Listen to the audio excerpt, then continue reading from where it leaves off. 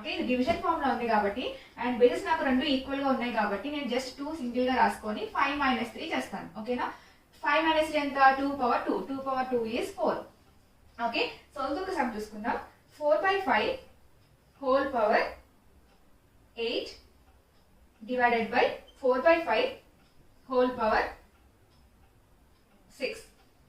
Okay, so ఇప్పుడు నాకు 4/5 అనేది కంప్లీట్ బేస్ కదా. 4/5 బేసెస్ ఆర్ ఈక్వల్. 4/5 అనేది ఫ్రాక్షన్ లోనే అది కంప్లీట్ బేస్.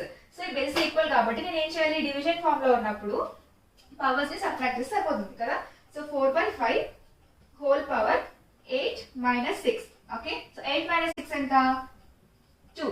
4/5 whole power 2. ఇప్పుడు ఈ పవర్ 2 4 కి 5 కి రెండింటికి అప్లై అవుతుంది కదా. అంటే 4 పవర్ 2 5 పవర్ 2. 4 పవర్ 2 ఎంత? 4 4 16. 5 power 2 25. So 16/25 is the answer. Okay,